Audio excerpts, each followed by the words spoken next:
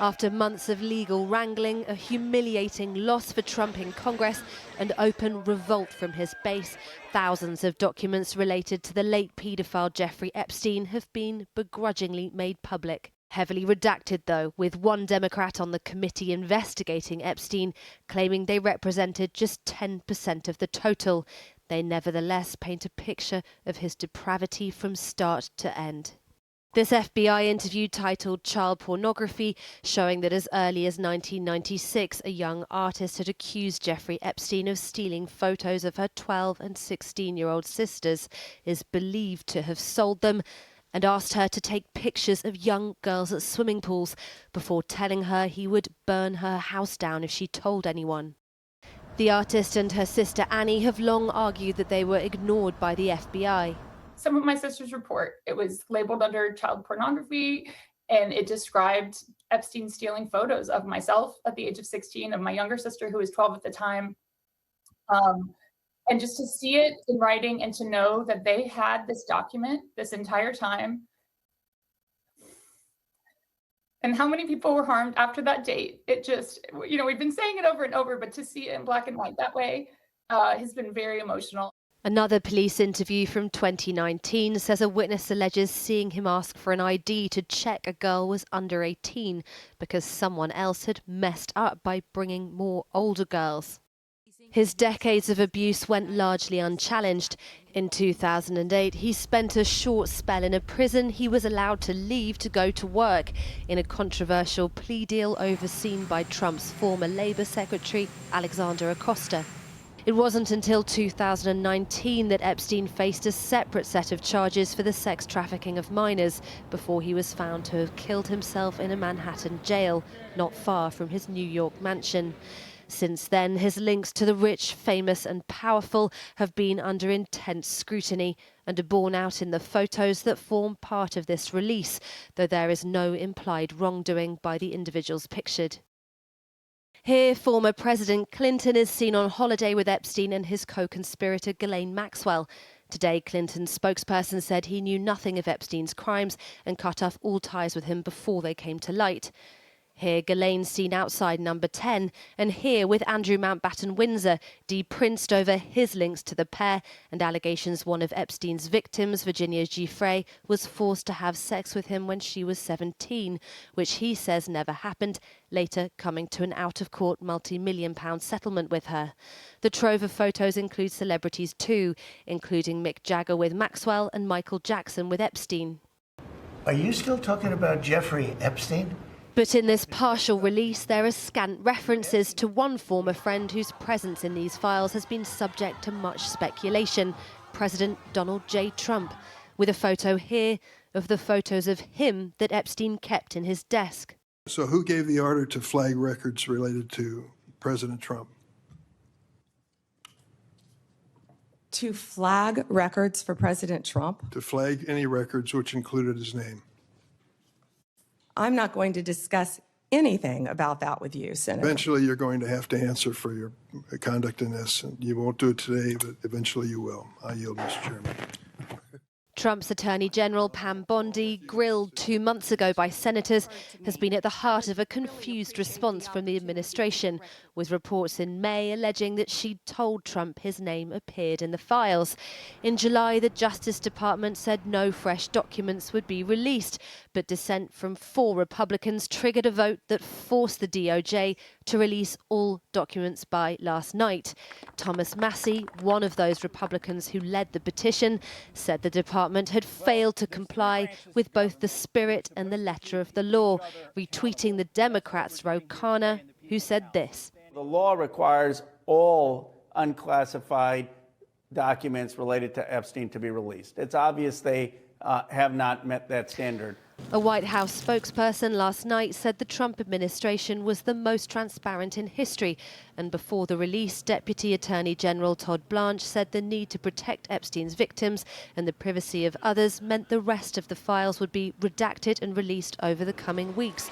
Words that failed to reassure the family of Epstein victim Virginia Giuffre, who took her own life earlier this year. We have seen the way they've treated this case from the very beginning as a political toy that they could use. And then when there were rumors that potentially the president could be named in there, all of a sudden the story changed. Then it was a hoax. Then there was nothing to see. And so we've seen these games before. The photos of faceless young women and girls in these files, many of them partially clothed with their faces redacted, speaks to the industrial scale of his abuse. His hundreds of victims silenced, disbelieved, intimidated. Their full number not yet known, and perhaps never will be. Well, our US editor, Anushka Asthana, is here in the studio with me. We've seen the details in Amelia's report there. Give us the context. What are the political implications?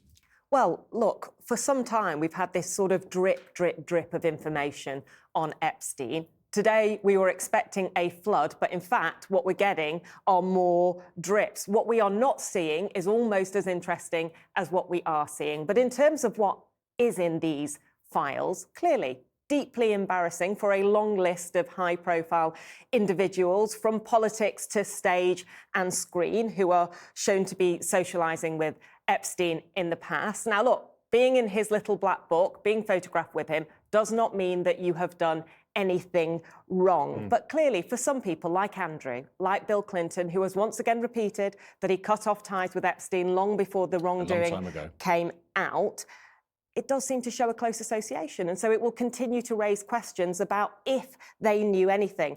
As for Donald Trump, not much new, but there are some old documents in there when you go through the files that do still raise questions about what he may have witnessed. There is one piece of evidence from the Ghislaine Maxwell trial in which an anonymous victim said that Epstein took her, age 14, to Mar-a-Lago and introduced her to Trump. The claim was that Epstein said, "This is a good one, right?" and that Trump smiled and nodded. But look, she insisted Trump did nothing inappropriate, and he has repeatedly said he long ago broke ties with Epstein. So there may be lots of people that are embarrassed about this, but what isn't in the documents? Well, a lot isn't in the documents. Like I said, we were expecting a flood. Everything was supposed to come out today. The Trump administration admit it is not all there, but we think there are at most a few thousand documents out there. Our own investigations team have suggested that there may be over 1 million. So there is a lot missing from this. Some think that maybe politics is at play. We know that both Clinton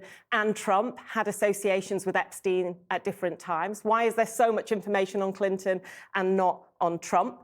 The Clintons think that is by design. The Department of Justice deny that. But look, even what we have got is heavily redacted. There was one file that says Grand Jury NY, New York, 119 pages long. The whole thing is redacted. The victims wanted a federal indictment from 2007 summarizing evidence against Epstein. That's not there either. And it's hard for the victims to trust the administration right now. You saw in there that Maria Farmer, as she was called at the time, reported things about Epstein to the FBI back in 1996, 10 years before they did anything. The FBI have always denied that, and she has been portrayed as a liar as a result about that. Even when they reviewed the Justice Department, what they knew and didn't know, they didn't admit that. So look, it's hard for people to trust them, but the White House say that they're being very transparent. And a lot of unresolved issues for the victims and survivors. Anushka, thank you very much indeed.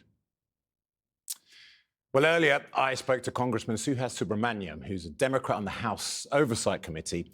I asked him whether he was satisfied with the Department of Justice's release of the Epstein documents. The Department of Justice violated the law pretty flagrantly as well. They were supposed to release all of the files by Friday, December 19th. They were supposed to make sure that if there were any redactions, that they explained those redactions in detail and why they needed to redact them. They needed to make sure that this was not a first batch, but rather that all the batches were done by then. And so they've had many, many months because we've subpoenaed them as a committee. I'm a member of the Oversight Committee. And 4 months ago, we asked for the documents and they did not follow that order. And in March, they said they were redacting documents and they had all the documents ready to release, and they didn't release anything then. And so I think it's pretty clear that they're just trying to protect people. So if you think they've broken the law by not complying with the act, where does that leave the committee? What do you do next? We're going to take legal action. I mean, we are going to look at every single legal option on the table right now. And so we will see where that takes us. This is somewhat unprecedented because usually, presidents and their administration follow very clear laws like this. We're still puzzled as to why the president refuses to release all the files, but he clearly has a motive, and him being in the files might be one. Of course, the president says nothing to see here, move on. Have you seen anything yourself in the files that has not been released that you want the public to see?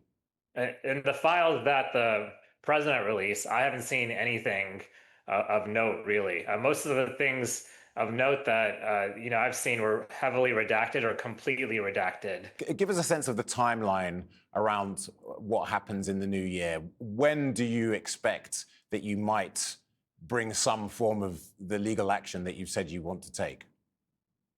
So to be clear, only the Democrats on the Oversight Committee are sort of committed to pushing the administration to release all of the files.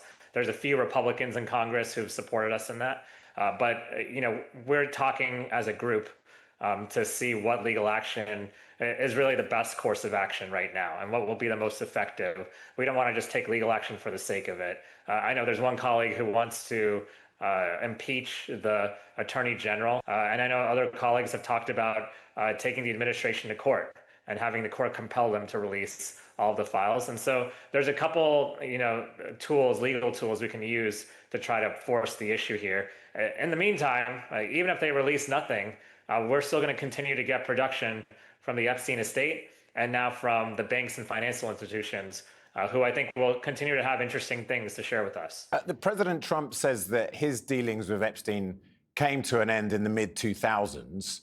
Have you seen anything in the documents released that suggests that that may not be the case? I haven't seen anything in the documents. The Epstein estate, when they release documents, they don't often give us much context for them. So it can be a little bit frustrating. We sort of have to piece together some of these things. I know some of the president's advisors, like Steve Bannon, were in these pictures and were associating with Jeffrey Epstein, but I don't think President Trump himself was involved with him. But that's why it puzzles me even more why the president keeps trying to cover this up. The other character that British viewers are particularly interested in, of course, is the Andrew, formerly known as Prince. Have you seen anything in the documents that raise further questions? He keeps coming up in every single batch of documents that we receive. We want him to come and talk to us about what he knows. Have you requested again that he appear? We haven't requested again. We requested and he ignored it. And so we, not sure how many times you can request if he doesn't want to come. He's not an American citizen, and so he doesn't have to come. Will you ask him? Will you make another request? Do you want to see him? Right now he's not the focus of our investigation. Right now, the focus is trying to get as many documents and as much evidence as possible. Now, if we found some pretty, scathing evidence that shows him even more intertwined than this, then, I think we would certainly come back and make another request. Congressman, thank you very much indeed for the guidance and the insight. It's a moving picture. Thank you. Appreciate it.